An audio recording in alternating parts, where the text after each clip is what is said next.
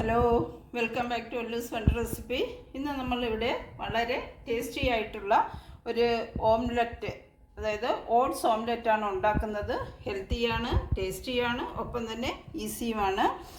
ഡിന്നറായിട്ടോ അല്ലെങ്കിൽ ബ്രേക്ക്ഫാസ്റ്റായിട്ടോ ഒക്കെ വളരെ പെട്ടെന്ന് നമുക്ക് തയ്യാറാക്കാം. ഓഫീസിൽ പോകുന്നവർക്കൊക്കെ വളരെ ഈസിയാണ്.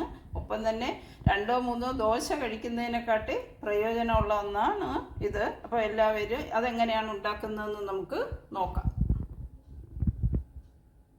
ഇന്നത്തെ ഓട്സ് ഓംലെറ്റിന് വേണ്ടിയിട്ട് ഞാൻ 1 കപ്പ് ഓട്സ് എടുത്തിട്ടുണ്ട്. റോൾഡ് ഓട്സാണിത്. ഇതൊന്ന് പൊടിച്ചെടുക്കാം നമുക്ക്. ഓട്സ് പൊടിച്ചെടുത്തിട്ടുണ്ട്. തരിതരിപ്പായിട്ടാണ് പൊടിച്ചിരിക്കുന്നത്. ഇതിലേക്ക് നമുക്ക് ആ എടുത്ത കപ്പിന് തന്നെ ഏകദേശം 1 കപ്പ് പാല് കൂടി ചേർത്ത് കൊടുക്കാം. ഇതൊന്ന് ഇളക്കി യോജിപ്പിക്കാം. ഒരു 10 മിനിറ്റ് ഇത് റെസ്റ്റ് ചെയ്യാനായിട്ട് വെക്കാം. ഓട്സ് ഒന്ന് കുതിർന്ന് കിട്ടുന്നതിന് വേണ്ടിയാണ്. അടച്ച് വയ്ക്കാം. 10 മിനിറ്റ് കഴിഞ്ഞു. നമ്മുടെ ഓട്സ് ഏകദേശം സോക്കായിട്ടുണ്ട്. ഇതിലേക്ക് ഇനി ബാക്കി ചേരുവകൾ നമുക്ക് ചേർത്ത് കൊടുക്കാം. 2 മുട്ട,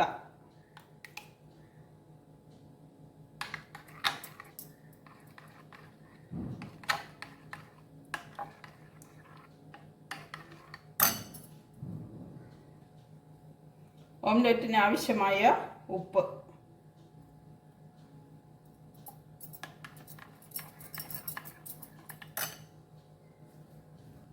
ഒരു പിഞ്ച് മഞ്ഞൾപ്പൊടി,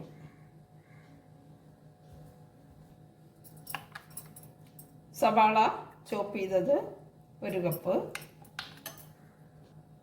ക്യാരറ്റ് ചോപ്പ് ചെയ്തത് 1 കപ്പ്,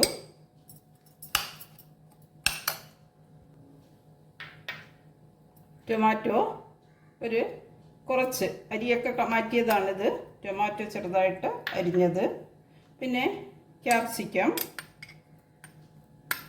1/2 കപ്പ്, എരിക്ക് ആവശ്യമായ പച്ചമുളക് 1-2 എരിയുടെ ആവശ്യത്തിനനുസരിച്ച് ഇടാം. ഞാനിവിടെ 2 ചെറിയ പച്ചമുളകാണ് എടുത്തിട്ടുള്ളത്. ഒരു 1/4 സ്പൂൺ കുരുമുളക് പൊടി. എരി കൂടുതൽ ആവശ്യമുണ്ടെങ്കിൽ കൂടുതൽ ചേർക്കാം. ഇനി ഇത് നന്നായിട്ട് നമുക്കൊന്ന് ബീറ്റ് ചെയ്ത്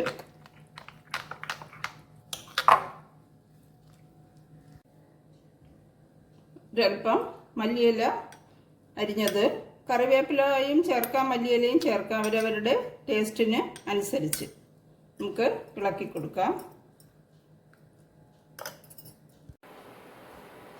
ഒരു പാൻ അടുപ്പിൽ വെച്ച് അതിലേക്ക് ഒരൽപ്പം ബട്ടറോ നെയ്യോ അല്ലെങ്കിൽ എണ്ണയോ അവരവരുടെ ഇഷ്ടമനുസരിച്ച് ചേർത്ത് കൊടുക്കുക.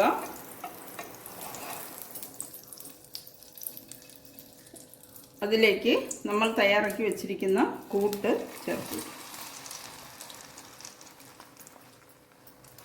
നന്നായിട്ടൊന്ന് നിരത്തണം.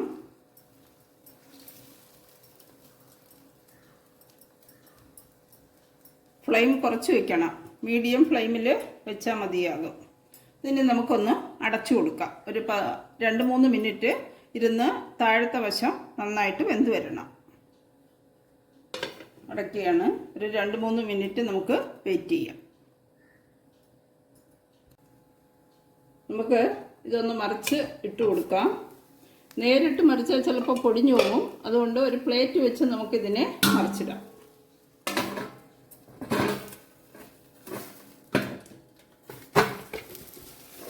പ്ലേറ്റിലേക്ക് വയ്ക്കുന്നു.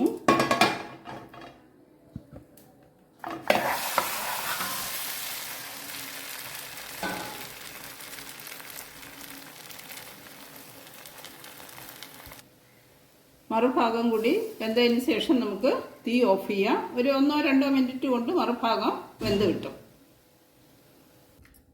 2-3 പേർക്ക് കഴിക്കാൻ പറ്റുന്നതാണിത്. ഡിന്നറിനോ ബ്രേക്ക്ഫാസ്റ്റിനോ ഒക്കെ വളരെ ഈസി ആയിട്ട് നമുക്ക് കഴിക്കാൻ പറ്റുന്ന ഒന്നാണ്. എല്ലാവരും ഈ രീതിയിലൊന്ന് ട്രൈ ചെയ്ത് നോക്കുക. ഒപ്പം തന്നെ ലൈക്കും ഷെയറും ചെയ്യുക. Thank you.